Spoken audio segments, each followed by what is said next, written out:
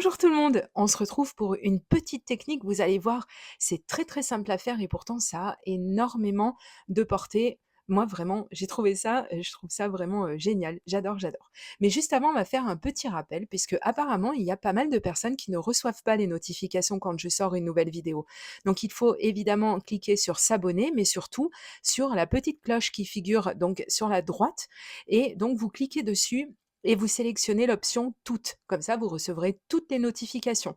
Ça, c'était pour le premier rappel et je vais me permettre de faire un deuxième rappel. Si vous cherchez où se situe la barre d'information, si vous regardez la vidéo depuis un ordinateur, vous voyez, il suffit d'appuyer sur «Plus» et là, vous avez accès à tout le matériel que j'utilise dans la vidéo concernée. Et si vous utilisez un téléphone portable, il vous suffit d'appuyer sur le nom de la vidéo et pareil, ça va vous dérouler la barre d'information. En parlant de matériel, donc je vous présente les dies qui viennent de chez Action et que je vais utiliser. Ils sont vraiment, vraiment mignons. Bon, par contre, le prix, pour, 7 petits dies comme ça, bon, ça commence un petit peu à, à chatouiller le porte-monnaie. Je vais, utiliser également le pad, pardon, de papier que je vous ai montré récemment dans un haul Action et ce papier qui est juste magnifique, qui est très, très fin par contre pour les personnes qui ne connaissent pas ce produit. Il faut savoir que, bah, c'est quelque chose de très fin, mais vous allez voir, même si on n'aime pas comme moi les papiers fins, on va pouvoir en faire quelque chose.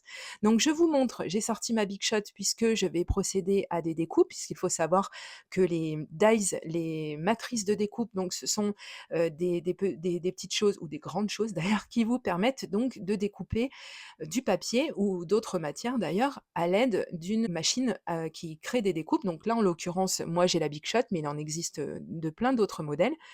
Et vous allez voir que je ne positionne pas mes papillons n'importe où, n'importe comment. D'ailleurs, je n'ai pas sélectionné tous les papillons, je vais seulement garder quelques motifs qui me plaisent un petit peu plus que les autres. Et donc, je vais procéder à la découpe et je vais bien faire attention parce que en fait, je vais me servir de ces découpes d'une façon un petit peu spéciale, vous allez voir.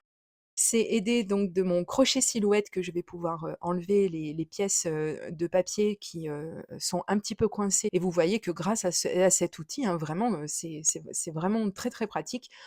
On galère pas du tout pour enlever, les petites pièces, voire même les grandes, hein. De toute façon, on passe le bout, de notre crochet dans le petit trou ou les petits trous, qui, figurent à l'arrière des dies et voilà. Donc c'est vraiment très, très simple. Et donc je vais continuer à faire des découpes, peut-être que je ne les utiliserai pas toutes, on verra ça par la suite. Je vous laisse découvrir ça et je prends donc bien soin de bien les garder et comme je vous dis, de les garder en fait dans le sens, l'ordre si on veut plutôt, avec lequel donc j'ai découpé, mon papier. Voilà, vous allez voir ça a sa petite importance pour la suite.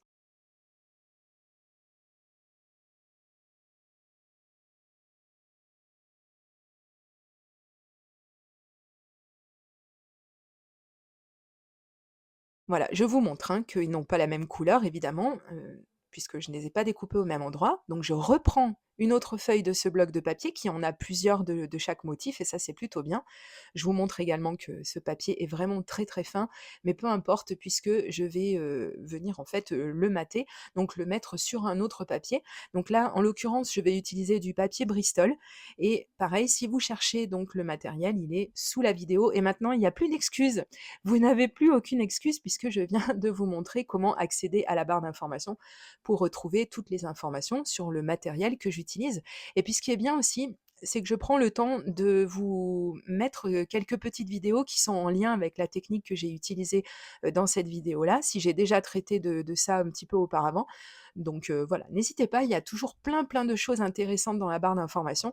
Vous trouvez, vraiment, beaucoup, beaucoup de choses utiles et plein de codes promo et de bons plans, voilà, pour économiser, bah, parce que par les temps qui courent, c'est pas de trop. En parlant d'économie, moi j'aime beaucoup utiliser la colle en bâton, donc principalement la Pritt parce que c'est de la colle de marque et qu'elle est très efficace sur le papier.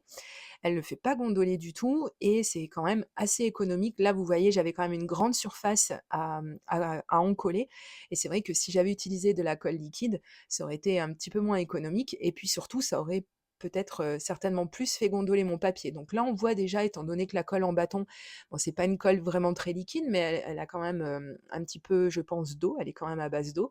Mais il n'y a pas de problème puisque après on vient vraiment bien appuyer correctement sur son papier et donc voilà, on se retrouve avec quelque chose de très plat et il y a pas de souci là-dessus. Donc moi j'aime beaucoup, beaucoup les colles en bâton et comme je le dis toujours, c'est en plus que c'est très intéressant parce que c'est pardonnant.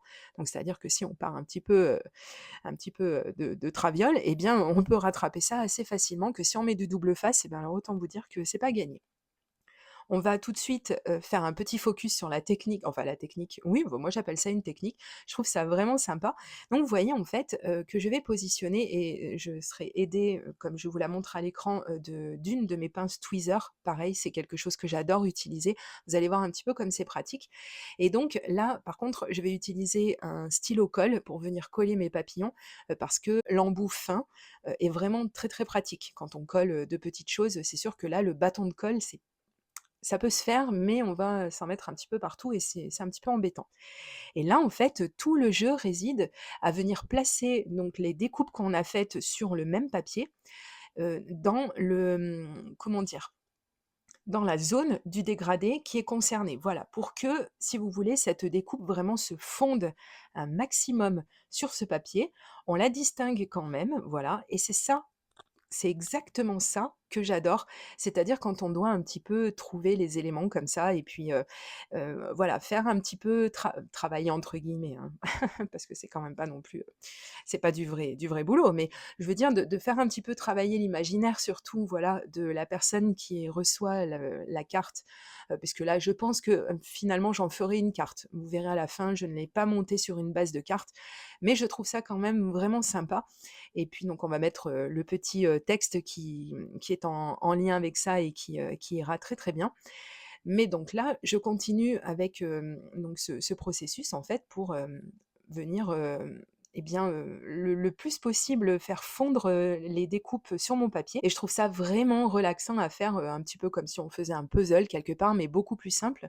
Il suffit en fait de monter et descendre, ces découpes et puis de regarder à quel endroit en fait, et bien on ne les distingue, quasiment plus et voilà. Donc, ben, écoutez, je pense que j'ai fait le tour un petit peu des tenants et des aboutissants de tout ça. Je vois pas, quoi vous dire de plus sur, cette «technique» entre guillemets, mais, j'espère quand même que ça vous donne envie, de la reproduire. Rassurez-vous, la vidéo n'est pas encore finie, on n'en est pas là, mais, voilà. C'est vrai qu'après, c'est quelque chose, comme je vous dis, qui est vraiment, sympa à faire. C'est pas de la colorisation, même pas du tout. Mais ça détend quand même et puis, bah, ça nous fait un petit peu nous creuser la tête, voilà, de trouver des choses, un petit peu originales comme ça j'avais très, très envie quand j'ai vu ce papier dégradé et ces petits pois, je me suis dit: «Il faut absolument que j'en fasse quelque chose», donc je suis très, très contente du résultat. J'espère que ça vous plaît à vous aussi d'ailleurs, si c'est le cas, hein. Vous pouvez déjà mettre un petit pouce en l'air parce que ça aide beaucoup les créateurs de vidéos et donc on revient au dernier papillon que je vais, poser sur ma carte puisque lui va avoir un traitement un petit peu spécial, c'est-à-dire que je vais avoir mis de la colle uniquement au niveau du corps du papillon et pas sur les ailes parce que je vais les surélever un petit peu pour donner une autre dimension, un autre relief et c'est ça que je trouve, très intéressant sur cette carte. Ensuite, donc je vais poser mon, tampon texte, et qui, bah, je pense que vous l'aurez compris mais effectivement, c'est, pour, donc, et bien dire que la personne à qui on enverra la carte, eh bien, elle est unique, voilà, parmi tous les autres, elle sort un petit peu du lot et cetera, donc ça fait toujours du bien, je pense, de recevoir, ce genre, de cartes avec, des pensées positives, surtout en ce moment, donc voilà, il faut pas hésiter. Vous n'avez pas l'impression comme ça des fois, hein. Moi-même, la première, je me dis: «Mais, ouais, bon, j'envoie une carte», mais en fait, la personne qui la reçoit cette carte, eh bien, souvent, ça lui fait, quand même énormément plaisir, même si vous n'avez pas l'impression que ce soit franchement le cas ou que vous ayez fait quelque chose qui vous a pris 5 heures d'affilée et voilà, vous vous dites: «C'est quelque chose de très simple» mais franchement, je pense que, ça va tout de suite dire droit au cœur, de la personne qui reçoit et ça voilà, rien que ça déjà, je pense que, ben, on se fait déjà plaisir à soi, on fait plaisir aux autres aussi donc et bah, c'est le but en fait, hein, j'ai envie de dire.